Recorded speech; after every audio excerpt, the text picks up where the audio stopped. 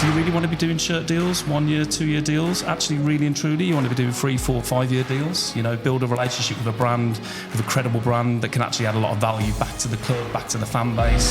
To find a non-betting brand that has even 80% of the revenue that you would be getting for a betting company is very, very tough. You know, and I've done Zoopla. I took a betting company off West Brom. We're starting to see clubs build out more of like an insights team and a partnerships intelligence team. Having that knowledge of brands and new sort of opportunities and new territories and regions is becoming vital for clubs. Welcome to episode 2 of The Deal Room, then, where we discuss the business behind sport with Sporting Group International and Sporting Jobs. My name's Ed, I'm asking the questions, but as always, the opinion and expert knowledge comes from our panel. So we've got Harry representing Sporting Jobs, we've got Ian and Adrian from Sporting Group International. Now, we should lay our cards on the table for this episode. There's a lot to unpack for this one. It's the betting ban and front of shirt sponsorship. Now, Harry, let's get a little bit of a definition about exactly what we're going to be talking about here. Yeah, so I think it's common knowledge that the Premier League will be removing gambling sponsors from front of shirts at the start of the 26 and 27 season. Obviously leaves a massive opportunity with maybe moving to sleeves or migrating to sleeves, but I think, is it 13 clubs that would have... 12 clubs have got, well, there's 13 clubs that are going to be available for next season, 12 clubs that have currently got betting or gaming brands on the front of their shirt. Interesting. Okay. So, I mean, it's very much your domain, in Adrian. So those 13, I mean, well, you mentioned the 13th one, which is Chelsea, who've gone into this season without a shirt sponsorship. Is that quite unusual in the Premier League then? Yeah, it's very unusual. You know, we were debating what's the impact of them not having a shirt sponsor when they won the Club World Cup. You know, think about the opportunity to get something in the shop window for people literally to say, you know, okay, they've just acquired Damac. I think went on for a very, very short period of time. Really surprised they didn't transition them into the World Cup, just because of the amount of media coverage that would have come from that.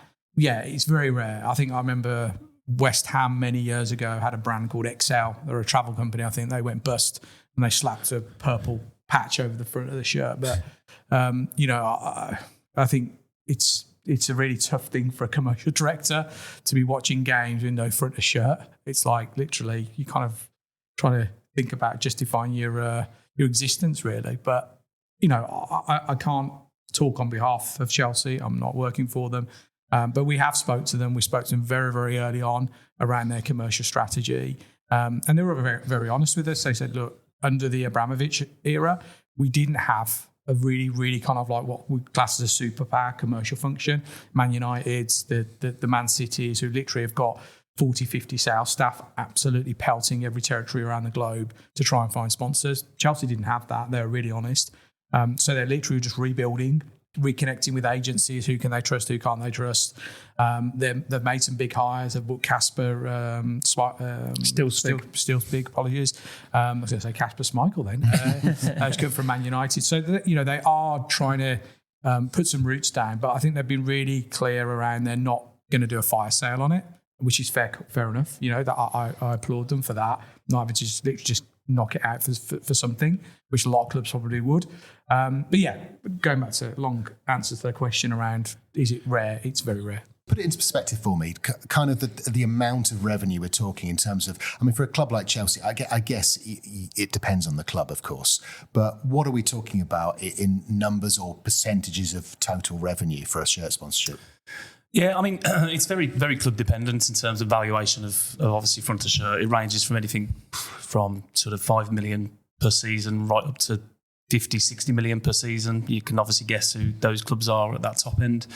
But yeah, in terms of the actual values of betting front of shirts at the moment, I think it contributes pretty much a third of the overall front of shirt revenue. Front of shirt revenue across all 20 clubs is just over 400 million. It contributes literally around 150 million of that overall revenue. And bearing in mind that the top 4 clubs, if you equate that as Man City, Liverpool, Man United, none of them have betting brands on the front of their shirts, so that just tells you that. But yeah, it's around a third of the contribution. It's an interesting one as well, because I guess some of these deals must be multi-year deals as well. So I assume they'll have to end early. Some of them will as well, which is kind of a bit of a blip when you've made those plans. Probably not, and the reason being is because a lot of the time betting deals tend to be quite short-term deals, 1-2 years. It's not very often they're 2 years plus, if I'm perfectly honest. And also this came into fruition probably 3 or 4 years ago now, when they actually announced that they were going to do this. So clubs had plenty of times to plan. The brands had plenty of times to plan as well. So yeah, it's been a long time coming. So they've had plenty of time to prepare and hopefully look for the future and their strategy moving into next season. Well, that leads on to my next question, really. So if you know a sponsor is leaving and they know this is coming, what's your replacement plan? What are you doing? How are you looking around? Where do you go? Yeah, well, I think for me, if they're not looking right now and haven't started right now, then they're way behind. I think I personally believe, and I think there will be a lot of lost revenue, obviously, when it comes to gaming on front of brands. But I think this is a real opportunity, if I'm perfectly honest. I think this is an opportunity to be a real shift in the whole movement. And when it comes to front of shirt sponsorship, I think commercial directors and their teams and, the people looking after the partnerships are going to have to really think smarter. They're going to have to really think of some real compelling USPs, a real why. How are they different to any other Premier League football club? You're not looking for a few £100,000 here. You're looking for millions, multi-millions of pounds worth of revenue over a longer term period. And there aren't many brands that can just drop that last minute. They need time to plan. They have to plan it in their budgets for the prior year. And also if they do it right and they follow the process correctly, actually, do you really want to be doing shirt deals, 1 year, 2 year deals? Actually, really and truly, you want to be doing 3, 4, 5 year deals. Build a relationship with a brand, with a credible brand that can actually add a lot of value back to the club, back to the fan base, and really align sort of, where they want to do. So actually, I genuinely believe this could be a real movement in a positive way. And you also maintain that betting revenue because, as Harry alluded to, this isn't a government ruling. This is a Premier League ruling, and it's purely on front of shirt. So there are other opportunities with training wear with sleeve, with official partnerships that can be done as well. We'll talk more about those opportunities in a second. But Adrian, you've done plenty of these kind of deals when you're at West Brom, of course, Blues, but also with Sporting Group. How do these conversations tend to go, and where does Sporting Group International come into that equation? Well, when we first kicked off nearly a decade ago, we made a strategic decision not to go betting. Just because we didn't have a network in it. I took a lot of deals from agents when I worked in clubs. And I thought, what's the likelihood that I'm going to nick a brand from an agent that's been placing their work for the last 5, 6, 10 years? So I just said, look, screw it. We're not going to do betting. We're just going to go for non-betting. And actually the hardest route to take, because no disrespect, I'm going to be controversial here. There will always be a betting company that's got a front of shirt in the Premier League. Categoric, there will always 100%. Be someone. To find a non-betting brand that has even 80% of the revenue that you would be getting from a betting company is very, very tough. And I've done Zoopla. I took a betting company off West Brom. I did QuickBooks. I took another betting company off West Brom for the share. So I've done it both ways, and I looked and benefited the clubs that I worked for at the time based on the brands that I thought were available. Naturally, we've all got budgets as commercial directors. There's lots of pressure. We don't want the budgets to go down. They've all got to go up, But sometimes commercial directors just need to put their head above the parapet. And this is going to be a watershed moment for commercial teams because revenue is going to take a dip. I don't care what anybody says. The likelihood that you're going to get the level of revenue as a club that you had with a betting company for a front of shirt is highly unlikely. Highly unlikely. So what do you need to do? You need to be clever around how you distribute your income that is available through other opportunities and other sectors, not giving your training wear away, maybe looking at the way you treat the women's front of shirt, don't bundle that into the main deal. There's plenty of ways that you can actually, if anything, just level up on your betting money. And I think that would be a good result for clubs. And also, I totally agree, but I think you can actually be even more clever with that betting revenue because, like we said, front of shirt, you'd normally typically give global exclusivity, to a front of shirt on a betting brand. Now you don't necessarily need to do that. There are so many betting companies out there that are targeting particular territories around the world. You can have a Southeast Asian betting brand, you can have a South African one, a Latin American one, a North American one. So actually, do you know what? You can still, if you're strategic enough, look at, okay, well, how do we really monetize and create the maximum revenue out of this betting opportunity that we've got? Harry, you kind of alluded to this in episode 1 about, spreading it around different sports and the women's game getting more prominence as a result. Is that something you think is going to happen then? Yeah, so we're seeing a lot of teams now specifically hire somebody to look after the women's team commercially. And again, if you just look at the numbers and the statistics, year on year, the partner portfolio in women's teams is growing. The revenue and the sort of value associated with that is growing too. So yeah, we're definitely seeing a lot of like women's specific women's commercial manager of a team. I think the other thing that I would say from a recruitment standpoint is we're starting to see clubs build out more of like an insights team and a partnerships intelligence team. We've done a number of placements in that sort of area. And it's again, and I see it within our SGI team really, it's like having that knowledge of brands and new sort of opportunities and new territories and regions is becoming vital for clubs because, as the guys are alluding to, it's just so competitive and it is so difficult. And you've got quite the inventory as well of sponsorship opportunities. It's not just front of shirt anymore, is it, as well? You've got sleeves and, well, I mean, you guys know better than me, really. There are so many opportunities out there, aren't there, really? Oh, huge amounts, and it's just growing. You know, your traditional sponsorship, forms and inventory of 10 years ago are gone. It's totally revolutionised. Now people have got the whole digital age that's growing, the content that you can create through various different ways, digital replacement that's coming into a lot of sports now where you can showcase different brands in different territories is just creating more and more inventory. So it's just growing all the time. It's an interesting one because, I mean, I think you've kind of talked a little bit around this already about clubs trying to preserve and not just go, look, we'll just sell it for whatever. But it does feel like it's a buyer's market. Is that a true reflection, do you think, that it is a buyer's market at the moment for shirt sponsorship? Yeah, 100%. There will be people that have been tracking the activities around the bans. A lot of people say, well, where's the next sectors? What are they? Are they crypto? Are they renewables? Are they travel? Are they fintech? We speak to brands day in, day out, and they ask us pretty much the same questions. What am I getting for my money? How do I know this is going to work for my brand? And why should I do it? And unless the club have got that answer, why should I do this? It's very difficult. And clubs are kind of cutting themselves out niches around, you've got community clubs, you've got clubs that are literally focusing on just conveyor belting players. You've got Liverpool that have literally put their roots down in the sustainability space, the red way. They've got representatives from their management team going out to COP, which is a global summit for countries, and they've got people on panels talking about what they're doing as a football club to benefit their own sustainable footprint, but also their fans' sustainable footprint. So, I think there are going to be some new brands that enter this space that people won't even be aware of. It'd be like, oh, I didn't see that one come in. Well, yeah, because there needs to be brands that break in that aren't using this medium as a vehicle at the moment, and there will be, and it's like people like us convincing them to do it. It's still a massive investment for them. I mean, even if it is a buyer's market. So what kind of proof do they need that this is a worthwhile investment for them?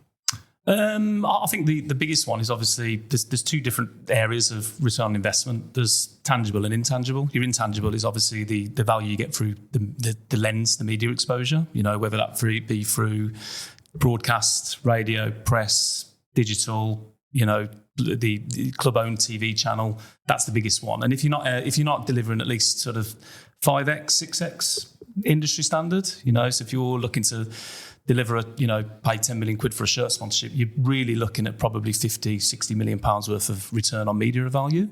So there's that one. But then, as Adrian's already alluded to, it's kind of like, okay, well, what's the story? How can I really resonate with the fan base? How can I really resonate with the corporate clients, the partners? How can I engage with them? How can I build my network? What is it that you're doing as a football club that really align with our brand values and what we're really trying to achieve as a business? How can that add huge credibility to what we're trying to do? It goes back to that why. You'll hear us mention that a lot through a lot of these episodes, because without the why, there's no sell. And I think a lot of people don't realise as well with these assets is, most big corps have a digital budget line marketing. They have a TV budget line marketing. They might have a radio budget line marketing. A CSR. So fundamentally, the one thing about sports sponsorship, it enables you to put all of those together. So you're getting TV media, you're getting digital media, you're getting data, So fundamentally, you literally can litmus test a product through a sports vehicle, literally by giving you all the tools that you might buy independently. And everybody goes, oh God, there's massive figures being spent in terms of front of shirts in the Premier League. But you can have a look at some of the big corps' TV spends in terms of advertising spends.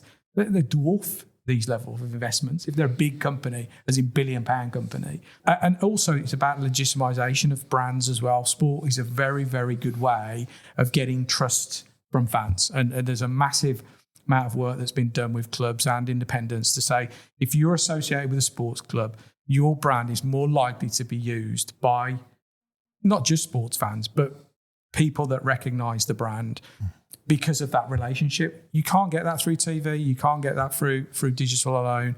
The players are the influencers. And I know the players don't do a huge amount for sponsors, but they're still on photo shoots. They're still, Lionel Messi is still wearing the logo of a brand that if he's got 650 million followers on his Instagram page and he puts a post out saying, just had a really difficult training session, and it's got the logo of a brand on the front of it. There you go. That's the level. You mentioned yourself, Adrian, loads of the deals that you've kind of done. Lift the curtain a little bit for us then. How do those conversations kind of start and how do they then develop into actually signing that deal? There's probably 2 or 3 ways that they can come about. They could come from an agent, as in an agency. They're a PR company that literally has been given the responsibility to create the brand from standing start. There's a lot of trust there. There's a lot of money that's been spent on the marketing and the development of a new up-and-coming brand, that is, like challenger brand. So naturally, someone's weight in that boardroom around, well, I think you should have a look at football or cricket or rugby, and here's the reasons why. You may then get an agency come to a company like us and say, look, we've got a brand. They're in America at the moment. They want to break the UK and they're looking at maybe doing something in sport. Can you help? And we'd give them a suite of things that hit their sweet spot. Then you've got companies like us that literally are every day speaking to hundreds and hundreds and hundreds of brands around the world that literally are showing interest in this space. They're either done it already at low level, mid level, or they're at top level and they're looking at diversing their portfolios.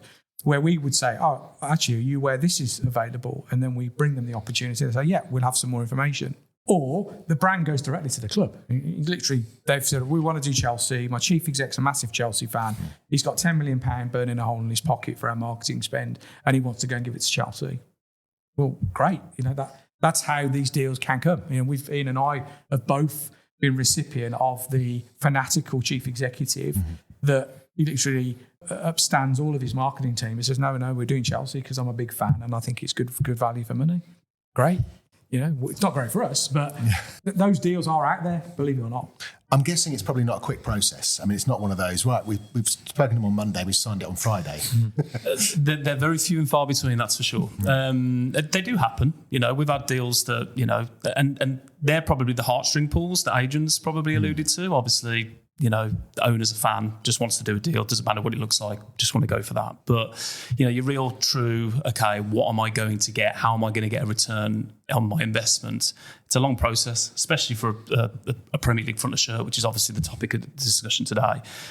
12, 18 months, possibly even longer. You're starting, build that relationship, go on the journey, introduce people to key parts of each of the businesses, get under the bonnet of the business. What is it you're really looking to achieve? And that takes time. It takes, and then you've got to, you want to obviously sign ideally a deal well in advance of it actually kicking off, because you need to plan, you need to prepare, you need to, pull together the whole marketing plan and strategy of what you're looking to achieve and delivering that. So it takes a long time. But, there's a process and you've got to be patient in this game and you'll get the rewards off the back of it. Just one I had. Obviously, we operate globally within our group and we've got people in India and Italy, Spain. We've seen sometimes now that some companies have gone with surrogates. So that's where maybe a betting company have become a batting company and they give cricket news in India whereby they're Bat 365 or something like that. Do you see, that happening in the Prem, and do you think the Prem would allow it? Well, we've done quite a lot in the surrogate space. Obviously, Adrian's built an operation in India. We've got a fantastic team out there, deal with the ISL, the IPL, et cetera, et cetera. So we've had experience of doing deals out there. Daffa News being one of them. We've done several deals with a club called Hyderabad previously, Mumbai City, part of the CFG group. And that's been replicated across various territories, Belgium, Italy. You've got Bets and Sport, so surrogate, which basically means, a sports blog, sports entertainment blog, and we've had these conversations actually with Premier League clubs. And I think it's a very, very grey area at the moment. There's no cut and dry, no, you can't do it. So actually that tells me that there is a big possibility. It's just, I think it's probably which club is prepared to take the leap of faith and which brand is prepared to take the leap of faith to go, actually, do you know what? There's nothing here in black and white that says I can't do this, and that's what I'm going to do. So, but we are having those conversations, and there is a possibility, but not a definitive answer on that one. And the Premier League are aware of it. I've read stories that they're keeping a close eye on it. Interesting one. Coming back to the hiring side as well, Harry, you mentioned about how quite often they're now splitting those commercial director roles because there's more opportunity with the women's side of the game as well. Is that something you think's going to become more prevalent, especially with the betting ban? I would say so, yeah. I think another area that we're finding, if I take a lot of the US-owned clubs now, of which there's many, you're seeing clubs like Swansea, they've got somebody that actually... Kelly, she's brilliant. She's a commercial sort of person within their team that operates from America. So again, looking to kind of garner partnerships and commercial deals in the States for Swansea, although they're based in Wales, if that makes sense. So I think that will happen a lot. And we've got loads of clubs like that, Birmingham on our doorstep with their success that they've just had from the documentary, for example. Surely there's going to be Birmingham City partnerships in the States that can come off the back of that. And eventually that might mean to sort of national commercial teams as well, I think. That's an interesting one. I mean, you've all alluded to it, that it is a global game now, and actually territories could play a bigger part, perhaps. Yeah, I say quite a lot. A lot of these clubs now, the football's kind of secondary. They're more or less like media companies, content creators. That's what they do, and they bring in these big celebrities now. You're seeing it all the time. How many celebrities now we've got involved in football clubs? You've had the Snoop Dogs of the world come in recently, Claudia Schiffers. Yeah. Obviously Tom Brady with my beloved Birmingham City and many, many more as well. And it's all about revenues for these football clubs. Revenue. They